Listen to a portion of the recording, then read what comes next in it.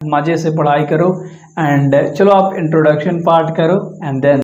तो मेरे भाई अच्छे से देखो, हम लोग कर लेंगे कड़बक। मैं जो भी बोलूंगा ना आपको भी बोलना है, मन में बोलो, चिल्ला के बोलो, जहाँ अकेले हो चिल्ला चिल्ला के बोलो, याद हो जाएगा, मजा आ जाएगा पढ़ने में। लेखक का नाम था मलिक मोहम्मद जायसी। याद रहेगा क्या? कड़बक के लेखक का नाम क्या था? मलिक मोहम्मद जायसी। इनका जो जन्म था ना मेरे भाई, वो कब हुआ था ध्यान से सुनो, ठीक है। 1492 में इनका जन्म हुआ था। और मृत्यु की बात करते हैं तो 1548 में इनका जन्म हुआ था। 48 देखो, इसमें यहाँ पर पोत रखा इसलिए क्योंकि अब थोड़ा सा टाइपिंग मिस्टेक था, याद हो गया होगा। ये है आपका जन्म और ये है आपका मृत्यु। अनुमान लगा के कह रहा है ना कि 15वीं सदी में उत्तरार्ध अनुमानिता 1492 और अनुमानिता 1542 मृत्यु। क्यों ऐसा है? देखो 1400 ईस्वी की बात कर रहा है, आज से बहुत 100 साल पहले, 500 साल पहले की बात कर रहा है। यानी कि यार किसी भी कोई भी चीज को डेट में नहीं लिखा जाता था। समझ में आपको आ गया होगा। इतने पुराने लोग, आपके दादा परदादा लोग डेट नहीं लिखते हैं जन्म मृत्यु के, तो यार वो तो बहुत पुरानी बातें हैं। तो इसलिए अनुमान लगा कि इनका जन्म 1492 और मृत्यु 1548 रखा गया था। याद हो गया होगा आपको। निवास स्थान की बात करते हैं तो जायस कब्र अमेठी उत्तर प्रदेश। जायस कब्र, ठीक है, जायस कब्र अमेठी उत्तर प्रदेश में इनका निवास स्थान था। याद रहेगा आपको। पिता का नाम था मलिक शेख ममरेज। इतना आपको याद हो गया होगा अब तक। 5 चीजें: जन्म 1492, मृत्यु 1548, ठीक है। जायस कब्र अमेठी उत्तर प्रदेश में इनका निवास स्थान था। कड़बक के लेखक मलिक मोहम्मद जायसी थे। पिता का नाम मलिक शेख ममरेज था। आगे बढ़ते हैं मेरे भाई। ये बोले ना कि इस पे ध्यान मत देना, आप लोग किस पे ध्यान मत देना, इस पे हमने बता रखा ना कि जन्म कब हुआ था, बताओ 1492। बोलो मृत्यु कब हुआ था? 1548। बोलो ना यार। आगे बढ़ते हैं हम लोग, ठीक है मेरे भाई, चलो आगे बढ़ते हैं। गुरु की बात करते हैं। इनके 2 गुरु थे। एक थे सूफी संत मोहिदी शेख मोहिदी, और एक थे सैयद अशरफ जहांगीर। याद हो गया होगा। सूफी संत थे शेख मोहिदी, पहला गुरु। दूसरा सैयद अशरफ जहांगीर, इसके दूसरे गुरु। यानी कि इनके 2 गुरु थे। याद हो गया होगा। वृत्ति की बात करते हैं मेरे भाई, कामों की बात करते हैं। बचपन में अनाथ थे बेचारे। इनकी वृत्ति की बात करते हैं। बचपन में अनाथ थे, इनका कार्य कैसा रहा, कैसे जिंदगी गुजारा। साधुओं फकीरों के साथ भटकते हुए बचपन गुजरा। किसके साथ मेरे भाई? बचपन में बेचारे अनाथ हो गए थे, ठीक है। और साधुओं और फकीरों के साथ भटकते भटकते इनका पूरा जीवन बीत गया। व्यक्तित्व की बात करते हैं। किस तरह के व्यक्ति थे, ध्यान से देखो। चेचक के कारण रूपहीन। चेचक समझते हो ना यार, जो घाव जैसा मतलब पूरे शरीर में दाना दाना जैसा उठता है, वो पूरे शरीर में उठ गया था, उसके कारण रूपहीन थे। अच्छा मतलब नहीं दिखाई पड़ते थे। बाई आंख से बेचारे अंधे थे और उनके पास कान भी नहीं था, कान से वंचित थे। बाई आंख और कान से, याद रहेगा ना, अच्छे से याद कर लेना। कृतिया की बात करते हैं मेरे भाई। पद्मावत, अखरावट, आखिरी कलाम, चित्ररेखा, करनामा, मसला, ये इन्हीं के द्वारा लिखा गया था। ये सारे लिखे हुए नाम है इनके, अच्छे से याद रखना। पद्मावत, अखरावट, आखिरी कलाम, चित्ररेखा, कहरनामा, मसला। देखो एक छोटा सा पॉइंट है यहाँ पर। ये पॉइंट बहुत इंपॉर्टेंट है क्योंकि इसी पे पूरा चैप्टर आधारित है। पद्मावत में चित्तौड़ नरेश रत्नसेर और सिंघल द्वीप की राजकुमारी। ध्यान से देखो, अच्छे से बताता हूँ। चित्तौड़ के नरेश रत्नसेर और सिंघल द्वीप की राजकुमारी, इन दोनों के इसमें क्या कहा गया है मेरे भाई? प्रेम कथा की बात करा गया है। सिंपल, अच्छे से याद हो गया होगा। चित्तौड़ के नरेश थे जिनका नाम रत्नसेन था, और सिंघल द्वीप की राजकुमारी थी जिनका नाम पद्मावती था। याद हो गया होगा ना, क्या था? पद्मावती और रत्नसेन। ये दोनों की प्रेम कथा के बारे में इस चैप्टर में बात करा गया है। प्रश्न उत्तर करेंगे, मजा आएगा क्योंकि सारा चीज याद कराते हुए चलूंगा, ठीक है। पहला प्रश्न ध्यान से सुनो।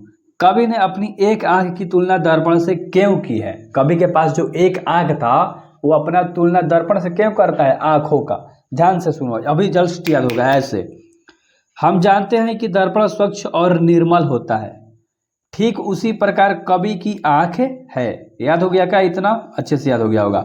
कोई भी व्यक्ति अपनी छवि जिस प्रकार साफ एवं स्पष्ट रूप से दर्पण में देख पाता है, जैसे हम लोग अपनी छवि को, अपने प्रतिबिंब को अपने शीशे में देखते हैं, दर्पण में देखते हैं, ठीक उसी प्रकार कवि की आंख की स्वच्छता और पारदर्शिता की प्रतीक है। अतः कवि ने अपनी एक आंख की तुलना दर्पण से की है। एक आता है कि हम जैसा भी देखते हैं ना दर्पण में मेरे भाई, वैसा ही रिफ्लेक्ट करके दिखाई देता है। तो उसी तरह से मेरा एक आंख है। हर वास्तविक चीज को हमने इसलिए दर्पण से क्या किया है? समानता दिखाया है, कवि कहता है। दूसरा प्रश्न की ओर बात करते हैं। पहले कड़बक में कलंक, कांच और कंचन से क्या तात्पर्य है। यानी सबसे पहले आपको कलंक के बारे में, फिर कांच के बारे में और फिर कंचन के बारे में, इन तीनों के बारे में मेरे भाई डिस्कस करना है। किसके बारे में? कलंक, कांच और कंचन। सबसे पहले कलंक के बारे में जानते हैं। देखो, कवि ने कलंक, कांच और कंचन शब्दों का प्रयोग करके अपने विचारों को प्रकट किया है। कलंक शब्द का चर्चा करते हुए लेखक यह कहता है कि चंद्रमा में दाग होते हुए भी वे संसार को रोशनी देता है। यह क्या कहता है मेरे भाई? कि चंद्रमा में दाग था फिर भी वो रोशनी देता है संसार को, अर्थात उस रोशनी के आगे धब्बा कोई मूल्य नहीं रह जाता है। जो चंद्रमा में जो धब्बा है वो रोशनी के आगे उसका कोई मूल्य, कोई महत्व नहीं रहता है। गुणवान में अगर कुछ अगुण हो जाए तो उसके गुण के आगे अगुण भी छिप जाते हैं। यह क्या कह रहा है कि मान लो कोई इंसान है जिसके पास बहुत सारा गुण भरा है, बहुत सारा स्किल्स है, टैलेंट है, बट एक चीज़ अगर बुरा उसमें हो भी जाता है तो वो बुरा छिप जाता है उसके टैलेंट के आगे, उसके स्किल्स के आगे, उसके गुण के आगे। समझ गए होगे आप अच्छे तरीके से? आगे चले क्या? याद हो गया होगा यार। देखो आगे चलते हैं। कांच का मतलब समझते हैं हम लोगों ने, ठीक है। अब देखो कांच का मतलब समझेंगे। कांच शब्द का प्रयोग करते हुए लेखक क्या कहते हैं कि जिस प्रकार कच्चा सोना को गलाकर तांबा कर उसे असली सोना में बदल दिया जाता है। यानी कि काचा तांबा को मेरे भाई गलाकर सोना में इसको बदल दिया जाता है, ठीक ना। उसी प्रकार इस इंसान को बिना संघर्ष, त्याग और तपस्या के श्रेष्ठता और सफलता नहीं मिल सकती है। यह क्या कहते हैं? जैसे इंसान हो गया, वो परिश्रम नहीं करेगा, मेहनत नहीं करेगा तो उसको श्रेष्ठतम और सफलता कभी नहीं मिलेगी। तो इसलिए आपको क्या करना है मेरे भाई? अच्छे तरीके से मेहनत करना है, पढ़ाई करना है एंड आपको रिजल्ट मिलेगा। अब लास्ट में कंचन शब्द का मतलब समझते हैं। कंचन शब्द का प्रयोग करते हुए लेखक यह कहते हैं कि जैसे शंकर के त्रिशूल द्वारा नष्ट किए जाने वाले सुमेरु पर्वत सोने का हो गया। यानी कि देखो यार, शंकर भगवान ने त्रिशूल मारा था ना, तो सुमेरु पर्वत सोने का हो गया था। तो उसी तरह समझाते हैं कि सोने का हो गया था, वैसे ही सज्जनों की संगति से दुर्जन भी श्रेष्ठतम बन जाते हैं। यानी कि एक कितना भी बुरा इंसान क्यों ना हो, कितना ही बुरा क्यों इंसान क्यों ना हो, वो अच्छी की संगति में आएगा तो दुर्जन क्या बन जाएगा? श्रेष्ठतम बन जाएगा। यानी बुरा से बुरा इंसान भी अच्छा बन जाएगा। किसके? अच्छे लोगों के संगत में रहेगा तब। 3 नंबर के सवाल के ऊपर चलते हैं। पहले लेखक यानी कि देखो ध्यान से, पहले कड़बक में व्यंजित जायसी की आत्मविश्वास का परिचय अपने शब्दों में देना है। ये जो जायसी थे ना, इनके आत्मविश्वास कैसा था उसको अपने शब्दों में आपको बताना है। तो आंसर ध्यान से सुनो, मजा आ जाएगा भाई। देखो आंसर, पहले कड़बक में कवि अपने आत्मविश्वास को दर्शाया है। कवि ने अपने ही आत्मविश्वास को दर्शाया है। कवि का एक ही आँख है, वो चेचक के कारण रूपहीन है। उनके पास एक आंख था और चेचक बीमारी के कारण रूपहीन थे, यानी कि अच्छे नहीं दिखाई देते थे, ठीक ना। चेचक बीमारी क्या होता है? जहाँ पर मतलब दाने दाने जैसा, घाव के जैसा पूरे शरीर पर हो जाता है, ठीक ना। आप लोग माता मई कहते हुए आ गया है। लेखक के रूप का और एक आंख के न होने से इंसान का महत्व कम नहीं हो जाता है। लेखक कहते हैं कि इंसान का एक आंख ही क्यों ना हो, उसका रूपहीन क्यों ना हो, अच्छा क्यों ना दिखता हो, पर उसका महत्व नहीं कम हो जाता है। कवि दृढ़ आत्मविश्वास के साथ कहते हैं कि दाग तो चंद्र में भी है, फिर भी वो सारा जग को प्रकाशित करता है। त्रिशूल को सुमेरु पर्वत को लगे थे, फिर भी ये सोने का हो गया। पानी समुद्र का खारा होता है, फिर भी यह अशुद्ध और अपार्य है। ये उदाहरण दे के समझा रहे हैं कि चंद्रमा में दाग था फिर भी वो प्रकाश देता है। सुमेरु पर्वत था, वो सोने का हो गया था त्रिशूल पड़ते ही। और समुद्र में पानी कितना ही खराब, मतलब खरा क्यों ना हो, असहज, अशुद्ध और अपार्य है। अतः ऐसा नहीं है कि कुछ अगुण होने से सारा गुण खत्म हो जाता है। यह कहते हैं कि ऐसा नहीं है कि कुछ बुराइयां आ गई तो इंसान का सारा अच्छाई खत्म हो जाता है। कवि का यह आत्मविश्वास जग के लिए एक नई चेतना थी। समझ में आपको आ गया होगा, एक नई चेतना थी, एक नया विश्वास इन्होंने दिया लाया कि आपके अंदर बहुत सारे अच्छाई हैं, एक दो बुराई से यार इंसान का अच्छाई नहीं मरता। समझ में आ गया आपको? आगे बढ़ते हैं 4 नंबर के सवाल। कवि ने किस रूप में स्वयं को याद रखे जाने की इच्छा व्यक्त की है? उसकी इस इच्छा का मर्म बताइए। कवि ने कहा था कि मैं अगर मर जाता हूं ना तो मेरे को ऐसे ऐसे जाना चाहिए, तो वही चीज़ों के बारे में डिस्कस करेंगे। आंसर सुनो ध्यान से। कवि कहते हैं कि यह जगत को नश्वर है, यह जो हमारा जगत है यह नश्वर है, केवल कृतियां ही उभर कर रह जाती हैं।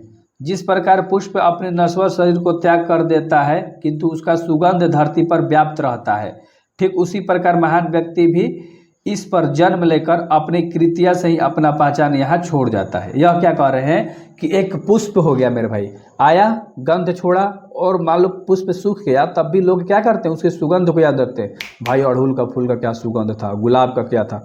उसी तरह से ये कह रहे हैं कि इंसान मर भी जाए ना तो उसकी कृतिया से, उसकी कामों से इंसान को याद किया जा सकता है मेरे भाई। ठीक है, अपना पहचान यहाँ छोड़ जाता है। अतः कभी भी अपनी कृतिया से ही अपने आप को याद रखे जाने की इच्छा व्यक्त की है। यानी कि मैं जो भी काम करूँगा ना, मैं मर भी गया ना तो ये मेरा काम, मेरा इतिहास बनकर मेरे को जाना जाएगा। ठीक है, तो आप भी यार ऐसा काम करो ना कि आपको जाना जाए। राइट, करो, मेहनत करो। आगे देखो, भाव स्पष्ट करना है 5 नंबर में। ठीक है, ध्यान से देखो। जौ लही अम्बही दाभ न होई, तौ लही सुगंध बसाई न सोई। इसका अर्थ आपको बताना है। प्रस्तुत पंक्तियां मलिक मोहम्मद जायसी द्वारा रचित कड़बक से ली गई है। एक लाइन तो आपको लिखना है, ये चैप्टर का नाम है और लेखक का नाम है, बस ये तो आपको लिखना ही लिखना है। कवि इस पंक्ति के माध्यम से यह कहना चाहते हैं कि जिस प्रकार आम से सुगंध आने के लिए डाब युक्त मंजूरिया का निकलना जरूरी होता है। देखो, जिससे कि मान लो सबसे पहले मुंजर आता है, फिर न फल बनता है, आम बनता है, तो वही कह रहा है पहले मुंजर का आना जरूरी है, फिर फल होगा तो उसका सुगंध आएगा। उसी प्रकार बिना दोष के पुरुष में गरिमा नहीं आती। ठीक ना, यानी कि इंसान अगर गलती कर देता है ना तो फिर सुधरता है, फिर उसकी गरिमा आ जाती है, मतलब वो सोच समझ के कोई भी काम करना स्टार्ट कर देता है मेरे भाई। 6 नंबर के प्रश्न की बात करते हैं। रक्त के लेई का क्या अर्थ है? रक्त ऐसे लिखाएगा मेरे भाई, रक्त। ठीक है, थोड़ा सा टाइपिंग मिस्टेक है, कोई दिक्कत नहीं। आगे देखो इसके आंसर। कवि इस पंक्ति के माध्यम से यह कहना चाहते हैं कि वे काव्य के लेई लगाकर जोड़ा गया गाढ़ी प्रीति से नैन जल में भिगोई हुई है। अर्थात काव्य को लेखक ने अपने कलेजे के खून से रचा है। इस काव्य को लेखक ने अपने कलेजे के खून से रचा है। इन्होंने एक एक चीज़ को अच्छे तरीके से, बारीकी तरीके से बताया है कि लोग कैसे सुधर सकते हैं, लोग भेदभाव कैसे बंद कर सकते हैं, इंसान का गुण अगुण क्या होता है, कैसे मैटर करता है, वो सारी चीज़ों पर उन्होंने बात किया है मेरे भाई। ठीक है, आई होप कि आपको पसंद आ रहा होगा, मज़ा आ रहा होगा मेरे साथ पढ़ने में, तो सब्सक्राइब कर दो, क्योंकि ऐसे ही मैं जोश के साथ आपको पढ़ाता हूँ। 7 नंबर का सवाल करेंगे। मोहम्मद यदि कवि जोड़ी सुनावा, यह कवि ने जोड़ी शब्द का प्रयोग किस अर्थ में किया है? यानी कि इस जोड़ी का मतलब क्या होगा, किस रूप में इन्होंने बताया है, जोड़ी शब्द का यूज कहाँ हुआ है। देखो, कवि ने यहाँ जोड़ी शब्द का प्रयोग जोड़कर के किया है, जोड़कर। इसका कवि मतलब जोड़ी का अर्थ क्या होगा, जोड़कर। इस पंक्ति के माध्यम से कवि यह बताना चाहते हैं, यह होना चाहिए था मेरे भाई, यह ऐसे। ठीक है, यह बताना चाहते हैं कि वह रस कथा जोड़कर सुनाया है और जिसने भी इसे सुना है उसे प्रेम की पीड़ा का अनुभव हुआ है। यह कहता है कि मैंने जो भी सुनाया ना, अगर कोई सुन लिया ना मेरे भाई, उसने प्रेम को अनुभव कर लिया, प्रेम क्या होता है रियल में, उस चीज़ को अनुभव कर लिया। ठीक है, तो 8 नंबर के सवाल के ऊपर चलेंगे हम लोग। चलो चलते हैं। 8 नंबर का सवाल देखो। दूसरे कड़बक का भाव सौंदर्य स्पष्ट करना है मेरे भाई। अस्पष्ट यहाँ लिखा गया है, स्पष्ट होना चाहिए था। ठीक है, दूसरे कड़बक में कवि अपने काव्य और उसकी कथा सृष्टि के बारे में हमें बताते हैं। वे कहते हैं कि उन्होंने इसे रक्त के लेई लगाकर जोड़ा है, जो गाढ़ी प्रीति के लेई नयन जल से भिगोई हुई है। अब न यो राजा रत्न सेन है, यानी कि राजा रत्न सेन अब नहीं है, न ही पद्मावत की रानी है, ना ही बुद्धिमान हुआ है, और ना ही सदा चेतन, और ना ही अलाउद्दीन है। इनमें आम कोई नहीं है रहा, किंतु उनमें यश के रूप में कहानी रह गए हैं। फूल जड़कर नष्ट हो गए हैं, हो जाता है, जैसे फूल जड़कर नष्ट हो जाता है उसी प्रकार खुशबू रह जाती है। कवि यह कहना चाहता है कि ये भी तो दिन नहीं रहेगा, पर उसकी कृतियाँ सुगंध की तरह पीछे रह जाएंगी। ये तो कह रहा है कि मान लो आज का जो दिन है ये तो दिन नहीं रहेगा, लेकिन आज के दिन में जो भी व्यक्ति काम करेंगे वो हमारा इतिहास बन के हमारे सामने पीछे पीछे दोहराया हुआ चला जाएगा। आपको याद है कि आपने पिछला दिन में क्या इंटरेस्टिंग करा था, क्या बोरिंग करा था, क्या खराब, क्या बुरा, अच्छा, ये सारी चीज़ें तो उसी तरह से कर रहे हैं, बस एक एग्जाम्पल के द्वारा समझा रहे थे। ठीक है, 9 नंबर का सवाल है जो कि आपका लास्ट सवाल है, उसके बाद ऑब्जेक्टिव आ जाएगा, तो डू सब्सक्राइब मेरे भाई। देखो, व्याख्या करें। घनी सौ पुरुष जस कीर्ति जासु फूल, मरे पे मरे न वासु। ये आपको बताना है क्या कह रहा है, आंसर सुनो। प्रस्तुत पंक्तियां मलिक मोहम्मद जायसी द्वारा रचित करबक से ली गई है, इतना तो आपको पता है। जिस प्रकार पुष्प अपने नश्वर शरीर को त्याग कर देता है, किंतु उसका सुगंध व्याप्त रहता है। व्याप्त मतलब सुगंध उसका रहता है, मतलब लोग नाम लेते हैं। ठीक उसी प्रकार एक महान व्यक्ति भी इस धाम पर जन्म लेकर अपनी कृति से ही अपना पहचान छोड़ जाता है। वो जो भी चीज़ करता है वो अपनी पहचान को छोड़कर यहीं और चला जाता है। तो वहीं कह रहे हैं कि जैसे मान लो फूल वूल मुरझा गया, सूख गया, तो उसका मतलब सेंट उंट बना के, इत्र बना के इस्तेमाल किया जाता है ना। अरे यार इतना तब लोगों को पता है। तो अब सब्सक्राइब करना है होना, यहाँ पर ओ छूट गया है, वो कोई मैटर नहीं करता, ऑब्जेक्टिव। ठीक है, देखो ध्यान से मेरे भाई, पहला है क्वेश्चन, कड़बक कहाँ से लिया गया है? कड़बक जो आपका चैप्टर है कहाँ से लिया गया है मेरे भाई? आखिरी कलाम से, अखरावट से, पद्मावत से, या मधुर मालती से? आपको बताना है मधु मालती से। आपके पास 4 ऑप्शन है, सोचो थोड़ा सा, सोच लिया क्या आंसर होगा बताओ? चलो मैं ही बता देता हूँ। पहला का जो ऑप्शन होगा ना, डी होगा मेरे भाई। कौन सा होगा? डी, पद्मावत से यह लिया गया है, पद्मावत से। याद रहेगा, कड़बक कहाँ से लिया गया है? पद्मावत से। अगला, कड़बक के रचयिता कौन है? 4 गो ऑप्शन आपके पास है, सूरदास, कबीरदास, तुलसीदास या जायसी जी। मलिक मोहम्मद जायसी पूरा नाम इनका है। तो ऑप्शन नंबर यही होगा, सी नंबर का ऑप्शन आपका सही होगा, मलिक मोहम्मद जायसी। जायसी भी देगा, मलिक मोहम्मद भी देगा, तो अच्छे तरीके से याद रख लेना, जायसी जी ने कड़बक को लिखा है। तो रचयिता कौन हो गए? जायसी। अभी दोनों आपको याद हो गया होगा। आगे बढ़ते हैं, मैं टोटल याद करते हुए जाऊंगा, आपको बोलते हुए चलना है मेरे साथ। जायसी रचित पद्मावत भाषा क्या है? यानी कि जो पद्मावत लिखा गया है ना, किस भाषा में लिखा गया है जिसने जायसी जी ने लिखा था? अवधी में, ब्रज में, या खड़ी बोली में, या मैथिली में? 4 गो ऑप्शन आपके साथ है। तो मेरा भाई सी का जो ऑप्शन नंबर हो जाएगा ना, अच्छे से देखो, ए अवधी में लिखा गया था। ऑप्शन नंबर ए याद रहेगा ना, पद्मावत। यहाँ पर पद्मावत की जगह पदावत लिख दिया गया है, पद्मावत। थोड़ा सा मिस्टेक है, ज़्यादा नहीं है, मैंने बता दिया, वैसे टेंशन मत लो। और निगेटिव मत सोचा करो कि यार गलत टाइपिंग है, गलत पढ़ा रहा है, ऐसा कुछ नहीं है, मिस्टेक होता है हर इंसान से। अवधि में लिखा गया है क्या? पद्मावत। आगे बढ़े, 4 नंबर का सवाल करेंगे, अच्छे से देखो। मलिक मोहम्मद जायसी किस परंपरा के कवि हैं? परंपरा के, किस परंपरा के मलिक मोहम्मद जायसी जो है किस परंपरा के कवि है? इसमें ना 2 ऑप्शन देता हूँ, ए और सी, यानी कि सगुण कृष्ण भक्ति परंपरा के या प्रेम ख्यात्मक काव्य परंपरा के। आपको बताना है परंपरा है, ठीक है। तो देखो सी नंबर का ऑप्शन आपका सही हो जाएगा इसमें मेरे भाई। क्या हो जाएगा? सी नंबर का ऑप्शन, 4 का सी नंबर का ऑप्शन सही हो जाएगा, प्रेम ख्यानक काव्य परंपरा के कवि थे। आगे करेंगे, 5 नंबर के सवाल करेंगे अच्छे तरीके से, मोस्ट इंपोर्टेंट सारे सवाल है। जायसी ने अपने आँख की तुलना किससे की है? बहुत सुंदर सा सवाल है, अभी याद हो जाएगा। ऐनक यानी दर्पण, जिसमें आप अपना शकल देखते हो मेरे भाई, जिसमें आप अपना मुंह देखते हो, तो दर्पण से की है। आँख की तुलना, आंखों से आप दर्पण देखते हो ना, ये तो ट्रिक हो गया, आंखों से जो चीज़ देखते हो जहाँ पर अपने शकल, दर्पण से की है। जैसे हिंदी साहित्य के किस काव्य धारा से जुड़े थे? आपको बताना है, 6 नंबर का, ठीक है। बहुत इंपॉर्टेंट सवाल है, 2 ऑप्शन देता हूँ आपके सामने, 2 ही ऑप्शन रखूंगा केबीसी की तरह, प्रेम मार्गी शाखा या सगुण भक्ति शाखा? बताओ, प्रेम मार्गी शाखा। ऑप्शन नंबर बी आपका क्या हो जाएगा? करेक्ट। किसका? 6 नंबर का बी नंबर क्या हो जाएगा मेरे भाई? करेक्ट हो जाएगा। अच्छे से याद रहेगा क्या? कौन सा? बी, प्रेम मार्गी शाखा के, ठीक है। आगे बढ़े, 7 नंबर का सवाल, कौन सी कृति जायसी की नहीं है? जायसी जी की कृति इसमें कौन सी नहीं है? मृगावती, बाकी अखरावट, पद, आखिरी कलाम इन्होंने लिखा था, तो इसमें कौन सी नहीं है मेरे भाई? मृगावती। ऑप्शन नंबर डी आपका करेक्ट हो जाएगा 7 नंबर में। ये थोड़ा सा याद करने वाला क्वेश्चन है, अच्छे से। आगे 8 नंबर का सवाल करेंगे, पद्मावत किसकी रचना है? ओहो, तुलसीदास की, कि जायसी की है? मलिक मोहम्मद जायसी की। ऑप्शन नंबर सी आपका क्या हो जाएगा? करेक्ट। किसका? 8 नंबर का सी ऑप्शन, 8 नंबर का जायसी, 8 नंबर का जायसी, यानी पद्मावत किसने लिखा था? जायसी ने। ऊपर भी एक क्वेश्चन करा था हम लोगों ने शायद। मलिक मोहम्मद जायसी किसकी कवि थी? मतलब जायसी कवि थे किस चीज के? दुख के पीर के, कृष्ण के पीर के, प्रेम के पीर के, या अचित छाप के? 9 नंबर का बता दोगे क्या? प्रेम के पीर के कवि थे। किसके? प्रेम के पीर के कवि थे। बहुत बढ़िया, बहुत सुंदर। जायसी जी, मलिक मोहम्मद जायसी जी प्रेम के पीर के कवि थे, ठीक ना मेरे भाई। उम्मीद करता हूँ कि 9 अभी तक याद हो गया होगा अच्छे तरीके से। एक बार और देख लो चाहते हो तो। मलिक मोहम्मद जायसी की कविता कौन सी है? 4 गो ऑप्शन है, पुत्र वियोग है, कि कड़बक है, कि हार जीत है, कि उषा है? अब 10 नंबर का ऑप्शन बताओ आप, कौन सा होगा? ऑप्शन नंबर बी आपका हो जाएगा कड़बक। कौन सा होगा? ऑप्शन नंबर बी आपका हो जाएगा कड़बक। मलिक मोहम्मद जायसी ने कड़बक को लिखा है, ठीक है। आगे करेंगे सवाल, 11 नंबर का सवाल करेंगे मेरे भाई। जायसी का जन्म किस प्रदेश में हुआ था? आपको बताना है। सिंपल, मध्य प्रदेश में या उत्तर प्रदेश में? एमपी में हुआ था, एमपी, ठीक है। एमपी मतलब मध्य प्रदेश में। 11 का ऑप्शन नंबर बी हो जाएगा करेक्ट है। याद रहेगा ना, मलिक मोहम्मद जायसी का जन्म कहाँ हुआ था?